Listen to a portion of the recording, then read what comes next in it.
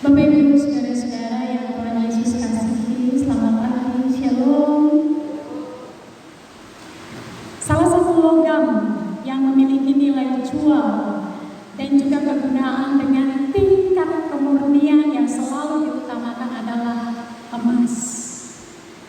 Dan kita rasa bagi Bapak Ibu pecinta emas pasti tentu mengetahui apa saja yang harus dilakukan untuk memastikan kemurnian dari emas. Karat adalah ukuran untuk menentukan kadar atau persentase emas. Semakin besar kandungan emas di dalamnya, maka semakin mahal juga barangnya. Emas dengan kandungan 24 karat menunjukkan bahwa perhiasan tersebut murni emas tanpa adanya campuran logam. Jadi biasa kalau orang bilang ini emas berapa karat, gitu kan? Tapi apa hubungannya antara emas dengan khotbah beta di pagi ini? Bapak Ibu saudara-saudara yang Tuhan Yesus kasihi, pagi ini kita telah ada dalam perayaan Adventus pertama. Tadi di awal ibadah kita telah menyalakan lilin pengharapan. Biasanya di dalam Adventus itu ada dikenal simbolnya, dan Adventus pertama selalu disimbolkan dengan lilin pengharapan. Bicara tentang pengharapan Bapak Ibu saudara-saudara, maka pengharapan itu hanya sekedar keinginan untuk menjadi yang lebih baik.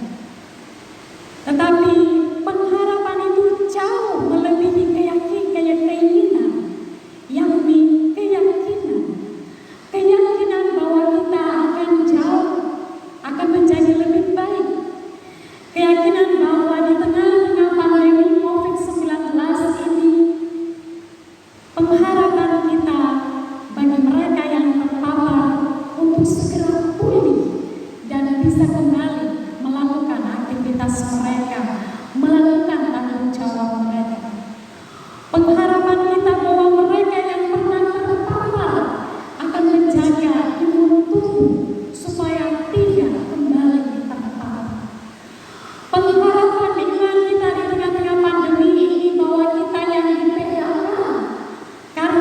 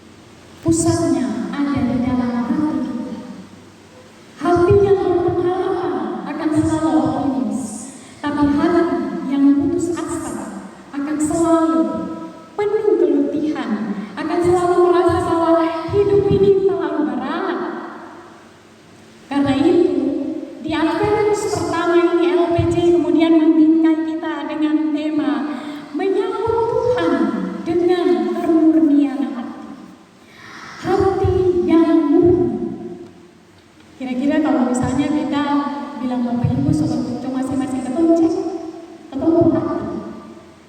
Sama seperti yang kayak tadi di awal kita bilang, untuk mengukur kemurnian emas, cek kadar beratnya.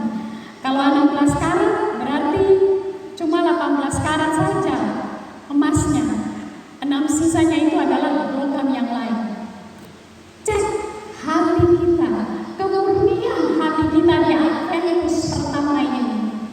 Apakah benar-benar hati kita memiliki kemurnian?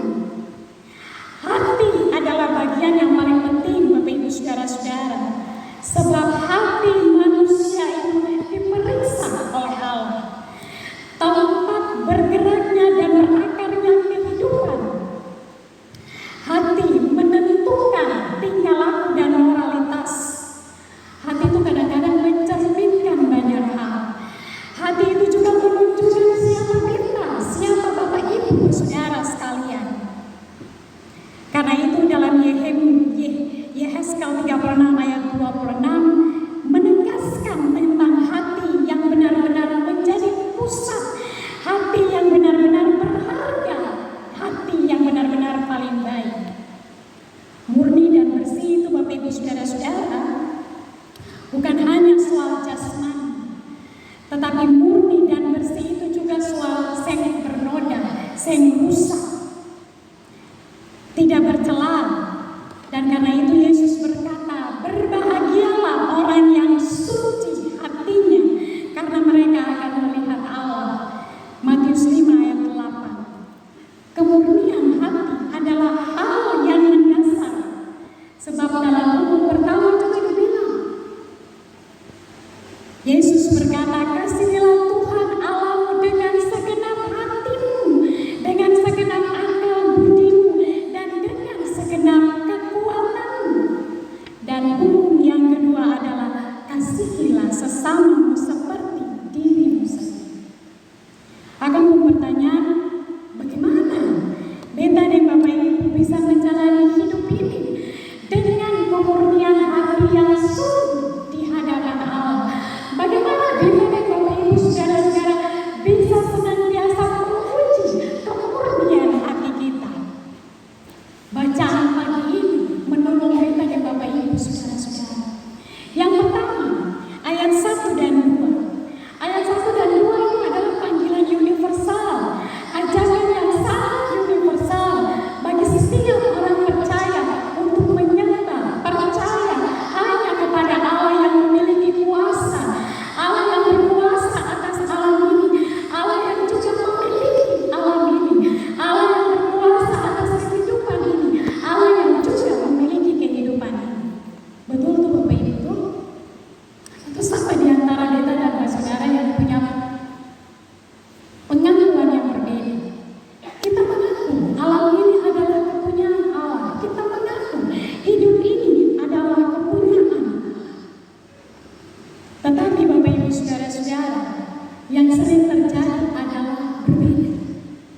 Tentu mengaku percaya Tuhan berkuasa, tetapi dalam kenyataan ketika kamu berhadapan dengan peristiwa-peristiwa, situasi-situasi di kehidupan, tentu sih mengandalkan kuasa Allah. Pasti Bapak Ibu mau pengalaman, baik itu di keluarga, di lingkungan, atau bahkan di tempat-tempat kerja. Banyak orang bilang Tuhan berkuasa, tetapi dia tidak mengandalkan kuasa Tuhan. Dia mendoakan hatinya ada kuasa lain yang membuat dia menjadi kuat. Ada kuasa lain yang seolah-olah membuat dia merasa paling hebat. Ada yang bilang begini, ibu kalau berdoa lah, minta Tuhan berkuasa, berkotong anak-anak masa depan, tes, masuk ini, masuk itu. Kalau berdoa jadi ketemu bekerja, apa kerjanya? Pak, ini kita mau kecil nih, nanti kalau lihatnya dia juga. Pak, ini kita ada bawa kakak tua nih. Pak, nanti sebentar kita transfer juga ya. Kita bilang kita berdoa meminta kuasa Tuhan, tetapi kemudian dalam kenyataan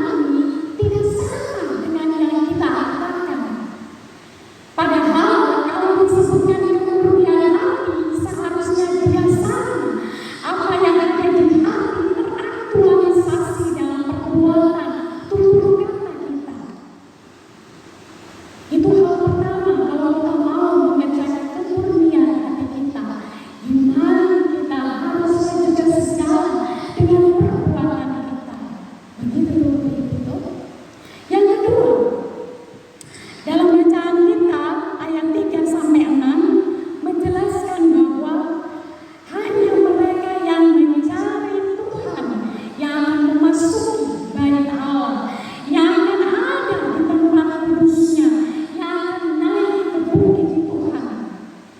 Orang yang mencari Allah itu adalah orang yang hatinya bersih, sebagaimana disebutkan dalam ayat 4. Masalah hati dalam bahasa Ibrani itu bukan soal emosi, sama seperti dalam budaya kita, tetapi masalah hati itu berkaitan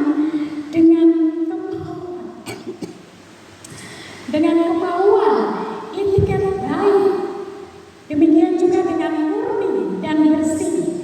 Budaya pemasmur adalah masalah moralitas yang memiliki kualifikasi integritas dan kehormatan diri. Kehormatan yang tidak ditentukan oleh jabatan atau juga oleh status, tapi ditentukan oleh integritas diri. Dan karena itu kembali lagi Beta dan Bapak Ibu menguji kemurnian hati kita. Orang yang memiliki kemurnian hati adalah yang berkata bersih dan jujur, yang tidak menyampaikan sumpah palsu dan juga tidak membuat orang lain terjebak di dalam kesalahan-kesalahannya. Kalau emas kamu ukur dengan karat, maka kemurnian hati kita ukur dengan kualifikasi diri. Dan kualifikasi diri itu kita akan nampak dari setiap tutur kata, akan nampak dari setiap perbuatan kita, akan nampak dari setiap gagasan dan ide kita, Bapak Ibu Saudara-saudara. Mau integritas bagaimana? Kalau betul susama deh, film kartun balik-balik bambu, angin tiup ke sana, ketumpi ke sana, angin barat tiup ke barat, ketumpi ke barat, kutung sempunya ketetapan hati. Istilah sekarang itu aman sayang, aman. Jadi kalau situasi bikin nyaman, aman sayang. Kalau yang susah-susah, sabar dulu sayang. Itu orang yang tidak punya integritas diri. Mau punya integritas diri bagaimana? Kalau kadang-kadang kita bertutur kata itu lebih jahat dari pisau lain. Satu kata orang ngomong satu, ketemunya mengkali susah hidup. Kalau satu yang betul, saya nggak apa-apa. Tapi kalau satu yang putar balik, integritas seperti apa yang kita miliki sebagai anak-anak Tuhan? Jadi ketika kita bicara tentang menyambut Tuhan dengan kemurnian hati, silakan masing-masing kita memuji diri kita. Yang ketiga, ayat 7-10 adalah gambaran tentang entry paralel Tuhan. Bapak Ibu Saudara-saudara, dalam pesta Mesopotamia di zaman dulu, biasanya mereka akan membawa tabut untuk melakukan peperangan. Dan setiap kali tanda iman ketika mereka menang, tabut itu akan dibawa kembali menunjukkan kemenangan Allah yang berpihak atas mereka, Raja yang memiliki kemuliaan. Dan sebenarnya dalam ayat 7-10 menunjukkan bahwa Allah yang memiliki kemenangan itu adalah Allah yang membebaskan. Allah yang membebaskan kita dan Bapak Ibu jika kita belum memiliki kemurnian hati. Allah yang akan selalu bekerja untuk memurnikan hati kita jika kita mengizinkan Dia bekerja. Allah yang juga adalah pencipta, sebagaimana disebutkan dalam ayat 1 dan ayat yang kedua. Terhadap Allah yang bisa membebaskan, Allah yang menciptakan kita, maka bagian pemasmur ini mengatakan, mari datang, masuk di hadiratnya, mari datang dan sambut Dia, mari datang dan layakkan diri di rumahnya. Dan orang-orang yang mau melayakkan diri datang di rumah Tuhan, orang-orang yang mau memurnikan hatinya adalah orang-orang yang percaya, sebagaimana disebutkan dalam ayat 5. Berkat tersedia bagi kita, keselamatan tersedia bagi kita, kebenaran menjadi milik kita. Itu jaminan kenapa kita dan Bapak Ibu harus memurnikan hati kita. Kenapa kita dan Bapak Ibu harus menyambut Tuhan di minggu Advent ini dengan memurnikan hati kita. Ketong tahu bahwa persoalan iman dan seberapa jauh hati kita itu murni, sehingga ada atasan yang bisa cekakkan, sehingga ada polisi atau jaksa yang bisa cekakkan. Hanya Tuhan yang bisa mengeceknya. Kalau kau percaya bahwa hanya Tuhan yang bisa menguji kemurnian hati kita, maka sebenarnya orang-orang Kristen, anak-anak Tuhan, harus menjadi orang-orang yang benar-benar memantapkan setiap kehidupannya sebagai wujud imannya. Perbuatannya di tempat yang bekerja, perbuatannya di tengah-tengah pandemi ini, perbuatannya dalam aktivitas setiap hari di rumah harus menunjukkan ini beta yang kita mengiman orang Tuhan. Ini beta yang kita bertanggung jawab iman orang Tuhan. Tapi yang terjadi sekarang ini adalah orang Kristen lebih banyak orang beristilah cuma for kamuflase, lebih banyak cuma for selfinus dan selfiana. Yang penting kalau kasih foto atau perkara iman, perkara ibadat selesai. Orang tahu kita di gereja, orang tahu kita di ibadah di rumah. Tapi ternyata kemurnian hati bukan itu. Kemurnian hati itu sama lagu bilang, lain di bibir, lain di hati. Belum tentu yang di bibir yang eksis itu sama di hati. Kemurnian hati hanya yang bisa mengujinya adalah Tuhan. Karena itu Bapak Ibu Saudara-saudara, di Advent pertama ini beta mengajak Bapak Ibu Saudara-saudara, mari berpuasa menjaga hati supaya kita bisa mewujudkan kemurnian hati di hadapan Tuhan. Beta ingat beberapa teman yang adalah anggota gereja Ortodoks. Setiap kali masuk Adventus, biasanya mereka akan mengambil waktu untuk berpuasa. Entah itu selama sepekan atau biasanya mereka mengambil waktu puasa Senin, Rabu, Jumat. Mengambil puasa bukan hanya puasa soal makan. Mereka makan, tapi kemudian tidak makan lagi. Berusaha untuk menjaga hati, berusaha untuk menjaga supaya kemurnian hatinya itu benar-benar bisa dikelola dengan baik. Dan sebenarnya gereja Ortodoks adalah salah satu gereja yang masih sangat mempertahankan tradisi-tradisi kekristenan tua. Karena itu tidak salah jika di Adventus ini kita mengajak Bapak Ibu Saudara-saudara, mari berpuasa, menguji setiap hati